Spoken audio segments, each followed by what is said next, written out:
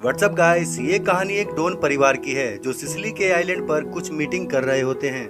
मसीमो इस डोन साम्राज्य का उत्तराधिकारी है। उसने समुद्र के किनारे एक खूबसूरत लड़की को देखा। उसे देखकर वह उसकी खूबसूरती का दीवाना हो गया। वैसे तो मसीमो ने कई लड़कियों के साथ वक्त गुजारा था, लेकिन इस लड़की में कुछ खास था। उस लड़की को देखकर ये काफी खुश था, लेकिन इसे इस लड़की के बारे में नहीं पता था कि लड़की कहाँ रहती है और लड़की का नाम क्या है। इसी बीच मसीमो अपने पिता से गले मिलने जा रहा था। उनको खुशी थी कि उनकी आज एक नई डील हुई है।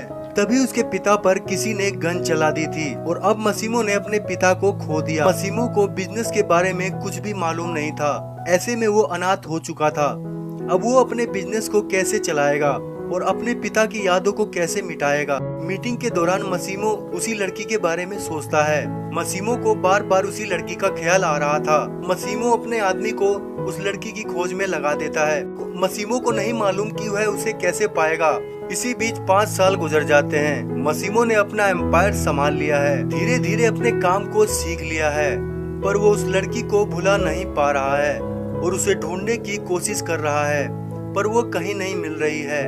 मसीमो जिस लड़की को ढूंढ रहा है उसका नाम लोरा है। अब हम लोरा को देखते हैं जो अपने बॉयफ्रेंड मार्टिन के साथ रहती है, पर लोरा मार्टिन के साथ खुश नहीं है। लोरा की एक फ्रेंड भी है जिसका नाम उल्गो है।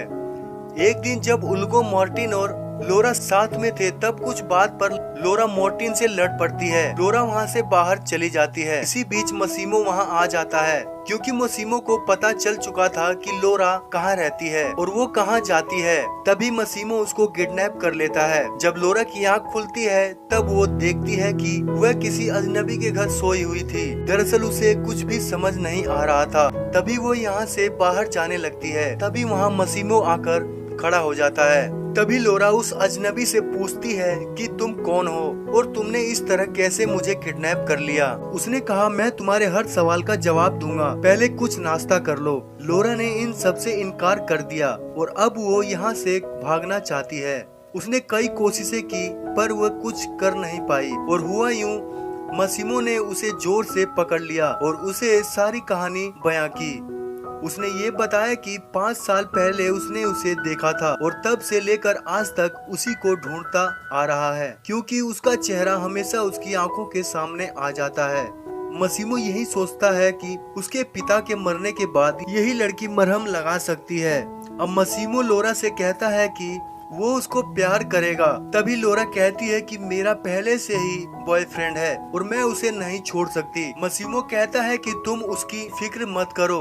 लोरा कहती है, क्या मतलब? मसीमो ने बताया, मेरी आदमियों ने उसके घर पर एक लेटर छोड़ा है तुम्हारे नाम से और उसमें यह लिखा है कि तुम उसे छोड़ रही हो, अब तुम्हें उसकी जरूरत नहीं है। लोरा कहती है कि मैं कोई सामान नहीं हूँ जिसे तुम कैद करके अपने पिंजरे में रख लोगे। मैं तुम्हारी कभी भी नहीं हो सकती, चाहे कुछ भी कर लो। मसीमो ने कहा, तुम फिक्र मत करो, मैं तुम्हारी इजाजत के बिना कुछ भी नहीं करूँगा। मैं तुम्हें 365 दिन देता हूँ। 365 दिनों में मुझे यकीन है कि तुम्हें मुझसे प्यार हो जाएगा। अगर नहीं हुआ तो मैं तुम्हें फ्री कर दूंगा। तुम हमेशा के लिए यहाँ से जा सकती हो। लोरा ने कहा, मैं तुम्हें कभी भी नहीं एक्सेप्ट करूंगी। लोरा चिल्लाती है, भागने की कोशिश करती है, पर कुछ भी हासिल नहीं होता। दरअसल मसीमो ने अपने आदमी डोमिनिक को इसी काम में लगा रखा है। वो उस पर नजर रखे हुए हैं। लोरा कभी कभी सोचती है कि वो मसीमो को बेवकूफ बना लेगी, पर वो ऐसा कर नहीं पाती है। कई बार लोरा ने मसीमो को सेड्यूस करके फंसाना चाहा ताकि वो यहाँ से निकल सके, पर मसीमो भी कम नहीं था। वो भी लोरा को सेड्यूस करके छोड़ देता है और कहता है कि जब तक तुम मुझे एक्सेप्ट नहीं करोगी तब तक मैं तुम्हें टच भी नहीं करूँगा। वो उसे एक बार जबरदस्ती शॉपिंग करवाता है। शॉपिंग करवाने मॉल में लेकर जाता है, उसके लिए महंगे कपड़े दिलाता है, उसे अलग अलग आइलैंड पर घुमाता है। इन सब के बाद भी लोरा का दिल मसीमो के लिए नहीं पिघलता है। इसके बाद दिखाया जाता है लोरा एक पार्टी में छोटे कपड़े पहनकर आई हुई है, जिस वजह से देखकर मसीमो उसे मना करता है कि तुम्हें ऐसे कपड़े पहनकर नहीं आना चाहिए था। लेकिन वह मसीमो को जलाना चाहती थी और किसी दूसरे आदमी के साथ डांस करती है, लेकिन वो आदमी दूसरी पार्टी का होता है जो मसीमो का दुश्मन था और वो लोरा के साथ जबरदस्ती करने लगता है। तभी वहाँ मसीमो आ जाता है और उस आदमी को बहुत मारता है और लोरा को लेकर अपनी शिप में चला जाता है। अगली सुबह डोमिनिक मसीमो को समझाता है कि उसे दुश्मनी नहीं बढ़ानी चाहिए, इससे हमारे व्यापार में बहुत बुरा नुकसान होगा। ये आदमी जिसका नाम डायनिक है, ये पहले इसके पिता का एडवाइजर था, लेकिन अब ये मसीमो के लिए काम करता है। वो कहता है कि तुमने अपने पिता को खो दिया है, अब तुम ये सब भी खो दोगे। तभी वहाँ लोरा ये सब सुन रही होती है और वह कहती है कि ये सब मेरी वजह से ऐसा हुआ है, तुम मुझे छोड़ क्यों नहीं देते हो। और दोनों के बीच काफी बहस होती है और तभी लोरा पानी में गिर जाती है। उसे बचाने के लिए मसीमो उसके पीछे कूद जाता है। जैसे तैसे करके मसीमो उसे बचाकर वोट पर ले आता है। जब लोरा आंखें खोलती है तो देखती है मसीमो वहीं बैठा हुआ है। अब लोरा मसीमो को एक्सेप्ट कर लेती है और दोनों प्यार करने लगते हैं। अब दोनों साथ में ही रहते हैं, काफी मजे भी करते हैं। अब लोरा को मसीमो अच्छा लगने लगा है। तभी मसीमो लोरा को शादी करने के लिए प्रपोज करता है।